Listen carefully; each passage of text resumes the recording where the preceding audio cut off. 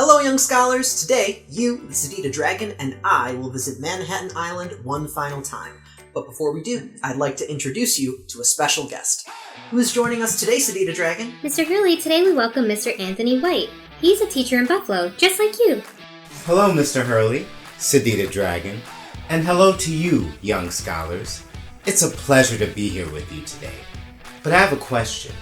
Do you know what a monument is? A monument, can that be like a statue? Yes, a monument can be a statue, but monuments can also be a building, some other structure, or even an open area of land. However, the purpose of any monument is to commemorate or remember an important person or event in our history. Today, Mr. Hurley is going to explore an important monument on Manhattan Island. This monument commemorates the history of thousands of people and the critical work they did to build the New York City we know today. Mr. Hurley, it's time for us to explore the African Burial Ground National Monument.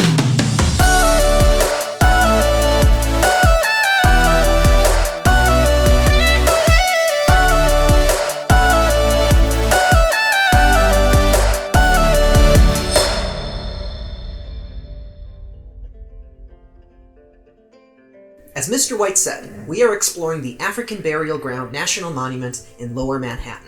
This beautiful monument looks like this. The purpose of this monument is to commemorate or remember the history of African and African American people in the New York colony and in New York State. So far, we have learned about the European explorers, businesses, and countries that came to this land and began to colonize it. On Manhattan specifically, the Dutch colony of New Netherland gave way to the English colony of New York. African people, however, have been traveling to this land and living on it just as long as Europeans have. In fact, it is fair to say that African people are responsible for constructing much of the New York colony. If it weren't for African people and their contributions, the New York colony may never have been successful, and it may have died out in its early years, never growing to what we know today. Speaking of African people, did you know that the first non-indigenous resident of Manhattan Island was an African man? His name was Juan Rodriguez, and he came to Manhattan in 1613 as a trade representative of the Netherlands. His father was from Portugal, and his mother was from West Africa. Juan Rodriguez set up the first beaver fur trading post on Manhattan Island.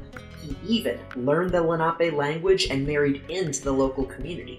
Today, Juan Rodriguez is remembered as the first resident of New York City. A few years later, in 1625, another group of important Africans would arrive on this land. However, they did not come by choice. These Africans were enslaved, meaning that they were made to work as slaves by the Dutch West India Company. An enslaved person has their freedom taken from them by someone else, and usually is forced to work without pay. This particular group of 11 Africans were put to work as soon as they arrived. The men, like this man, Groot Manuel de Garrett, were made to cut down trees and built the first houses and roads in the new Dutch colony. Enslaved African women, like this woman, Dorothy Angola, were made to do housework such as cooking, cleaning, and childcare. Without enslaved African labor, the New Netherland colony would likely not have been able to survive. Constructing a colony is hard, back-breaking work, and not many Europeans were interested in traveling across the Atlantic Ocean to do that work. It was enslaved Africans who constructed Fort Amsterdam, cut the road for streets like Broadway, and built the wall that gives Wall Street its famous name. Living as an enslaved person was very difficult in colonial New York, but that does not mean enslaved people were powerless. For as long as enslavement had been in practice in New York, enslaved people had resisted their unfair treatment and fought for their equal rights as humans. Enslaved Africans often ran away from their enslavers, or fought back against their enslavers. Some Africans were eventually able to earn their freedom and even buy land. One subtle yet powerful act of resistance was how African people treated their loved ones who passed away. One law in the New York colony stated that African people could not bury their loved ones in the same cemeteries as Europeans. Instead, Africans used an area of land outside the city limits to perform funeral services. Here, Africans and African Americans would gather, often in secret, to bury their loved ones. This African burial ground was an African-controlled space where African people felt safe to sing, dance, and perform traditional African ceremonies to celebrate their loved ones. Over the years, over 15,000 African and African American people would be buried on this land, the African burial ground. Most of these 15,000 people were enslaved, but others were free Africans who had escaped enslavement. The African burial ground was in active use between the years 1650 and 1795. As the city of New York began to grow, however, this deeply sacred place would become lost. The land was eventually built over and sold. The African burial ground and the histories of the people laid to rest there would become hidden and remain hidden for years until the year 1991, when it was discovered again, if only by accident. In 1991, construction workers were beginning to clear land in Lower Manhattan to build the Ted Weiss Federal Building. As workers began to dig, however, they began to unearth skeletal remains. Construction was immediately halted, and archaeologists began to dig and explore the area further. It did not take long for archaeologists to understand the importance of what they were finding: the African burial ground. Rediscovering the African burial ground was an incredibly important moment for many African American people living in New York City and around the country. There are many African Americans in this country who may have been descended from those Africans buried in the African burial ground. It was critically important to these descendant communities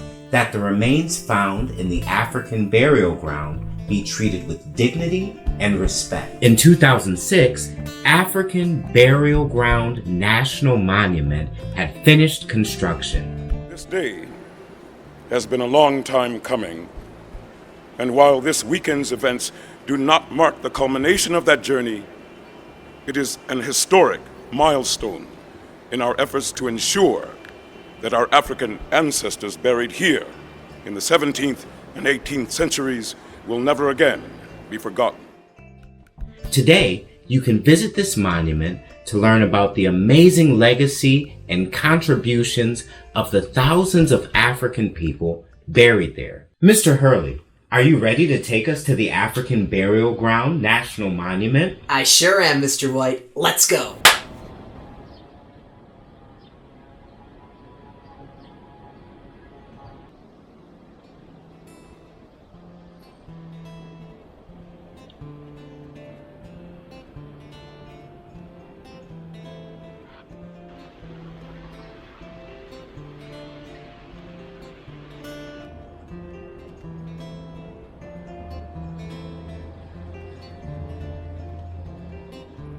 Mr. Hurley is in Lower Manhattan now, and is about to enter the African Burial Ground National Monument. As he first enters, he is greeted by the ancestral chamber. This piece of the monument reaches 24 feet high and is built from a stone called the Verderfontein green granite. This type of stone comes from West Africa. Outside of the chamber lies a heart-shaped symbol called Sankofa. Sankofa is a West African concept that means learn from the past to prepare for the future. Next to Sankofa lies an inscription: for all those who were lost, for all those who were stolen, for all those who were left behind, for all those who were not forgotten. Passing through the ancestral chamber, Mr. Hurley will next enter the circle of the diaspora. The African diaspora is the forced removal of Africans from their homelands to different parts of the world. The African diaspora is also a symbol of the strength and resilience of the African spirit. The circular wall, ramp, and inner court displays many symbols, each coming from the different areas and cultures within the African diaspora. Walking around the circle of the diaspora, you are reminded of the complexity and diversity of African cultures. For example, this symbol, the Ankh, is an Egyptian symbol representing eternal life. The Akama Ntoso symbol comes from modern-day Ghana, representing understanding and unity among families. The Tanit is an important symbol of the Islamic faith and represents the African Muslims who were buried here. Nearly 20% of enslaved peoples were Muslim. Leaving the circle of the diaspora, Mr. Hurley is brought to the edge of the monument, where he is greeted by 7 raised mounds. This area is the ancestral reinterment. After the African burial ground was rediscovered, all of the ancestral remains that were found were eventually reinterred, or reburied. Each of the 419 human skeletal remains were carefully laid in individual, hand-carved coffins. If you visit the African Burial Grounds National Monument today, remember to leave a flower in remembrance of those many people. We will never know their names, and we can never know their individual stories. But what we can do is honor their collective spirit and their achievements as Africans and African American people. People who lived through incredible hardship and left behind a powerful legacy, not the least of which being the foundations upon which New York City was built. Mr. White, thank you for joining us today to explore the African Burial Ground National Monument. And now, young scholars, we turn the work over to you. What other contributions did African Americans make to the New York colony? How did New Yorkers benefit from the unjust practice of enslavement, even those New Yorkers who did not directly enslave others? How did enslavement end in New York, and how did it end? As you continue your studies, you will find the answers to these questions and more. Remember, no matter how far you've come or how much you've learned, there is always more to explore. See you next time. Bye, everyone.